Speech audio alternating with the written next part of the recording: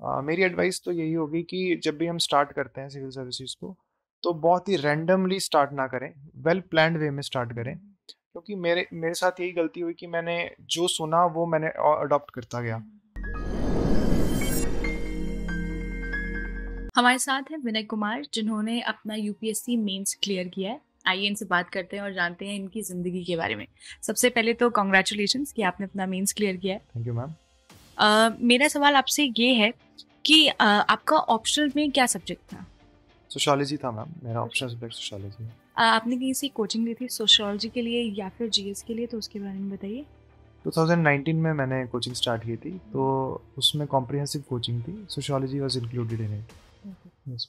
तो अगर कोई एस्पिरेंट किसी कोचिंग के लिए दिखता है, तो वो कौन कौन से एस्पेक्ट्स ऐसे होते हैं जिनके बारे में उसे ध्यान रखना चाहिए कि कोचिंग में ये चीज़ें इंक्लूडेड होनी चाहिए? उसके बारे में आप कुछ बताएंगे?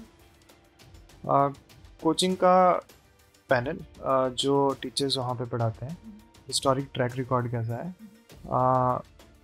पीयर से भी उसको रिव्यू लेना चाहिए कि कोचिंग का मटेरियल कैसा है, कोचिंग में नंबर ऑफ आवर्स कितने होते हैं, कितने कॉम्प्रिहेंसिवली कवर किया जाता है। तो I think these are some of the criterias that one should remember. Yes. तो कोचिंग के साथ साथ सेल्फ स्टडी करना, उन उन दोनों चीज़ों को बैलेंस करना कैसे पॉसिबल हो पाता है, उसके बारे में? During the coaching hours, because some of the people also take three classes and one class is 3 hours approximately, so it becomes tedious. But then it is all about time management. People have to revise along with the coaching whatever has been taught in the classes, and thereafter when once the coaching is over, he can go through the revision of the entire syllabus, and in addition to it he can also check for current affairs through newspapers. I think that could be the strategy. अभी हम बात कर रहे थे तो आपने बताया कि आप जॉब के साथ साथ अपनी तैयारी भी कर रहे हैं। जॉब को एक पर्सपेक्टिव बनाते हुए तैयारी करना, मतलब एक प्राइवेट सेक्टर से एक गवर्नमेंट सेक्टर की तैयारी करना, वो कितना क्या क्या डिफ़िकल्टीज़ उसमें आती है, कैसे उनको काउंटर किया जाता है, क्या क्या आपने फेस किया है, उसके बारे में बताइए। और आपका जो एक्सपीरियंस है वो अगर आप शेयर कर दें तो। So I have joined my job recently in 2023 itself. Before that, I was just going for full-time preparation for civil services. But 2023 में, because I have cleared the main, so I can very well say that we have to manage our time. We cannot make any kind of excuses. मेरा schedule 10 to 5 हुआ करता था, तो 10 to 5 PM जो भी काम हुआ करता था, कई बार 5 PM से ज़्यादा भी होता था, लेकिन उसके बाद जितना भी टाइम बचता था, because we have to fix a target for a day and we have to complete that target. Nevertheless we have time, we don't have time, that doesn't matter, but we have to cover that target.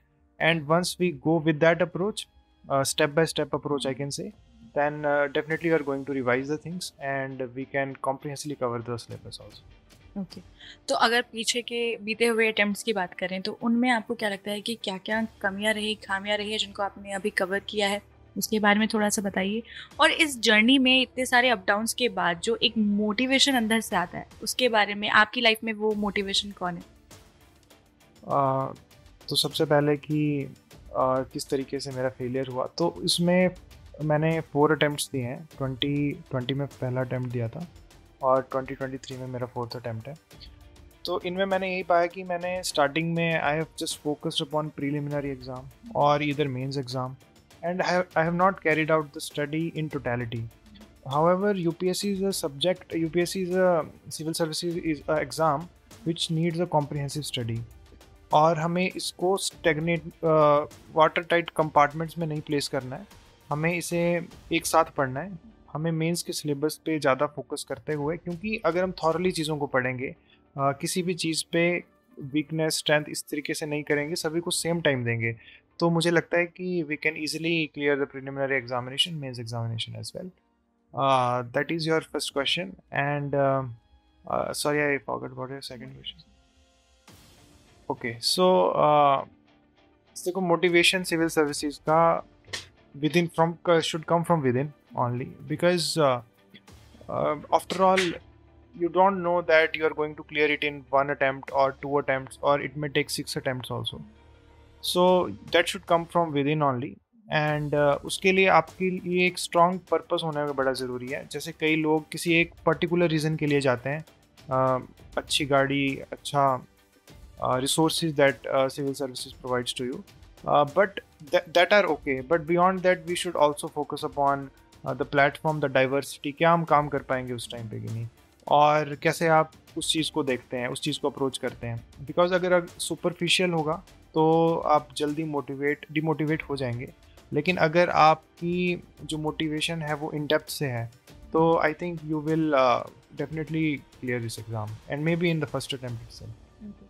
तो आप कोई opinion या फिर कोई अपनी तरफ से सलाह देना चाहेंगे हमारे जो कैंडिडेट्स हैं जो तैयारी कर रहे हैं उनको अपनी तरफ से कि आपने जो किया या फिर जो आप और बेहतर कर सकते हैं किसी के लिए, वो आप बताएं. मेरी एडवाइस तो यही होगी कि जब भी हम स्टार्ट करते हैं सिविल सर्विसेज को, तो बहुत ही रैंडमली स्टार्ट ना करें, वेल प्लान्ड वे में स्टार्ट करें.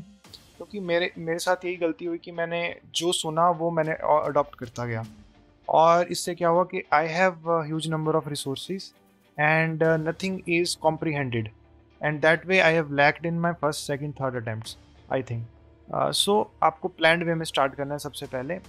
choose wisely, spend some a month or 2 months for knowing that which institute is better. You need coaching or you do not need coaching, that is also very subjective. उसके बाद अच्छे से plan करने के बाद ही हमें civil services की तैयारी स्टार्ट करनी चाहिए, और जल्दी से जल्दी हमें अपना सिलेबस कंप्लीट करने की कोशिश करनी चाहिए. क्योंकि if we are aiming for first attempt and we are beginning, for example, if we are beginning with 2024 and we are aiming for clearing the exam in 2025, then we need to cover the syllabus very rapidly, so that we could revise the things. Or revision matlab we need to revise the things maybe 4 to 5 times depending upon the subjective IQ, and that is a separate thing. But hard work is definitely the key to clear this exam, I think so. Okay, thank you so much and all the very, very best for your future. Thank you, ma'am.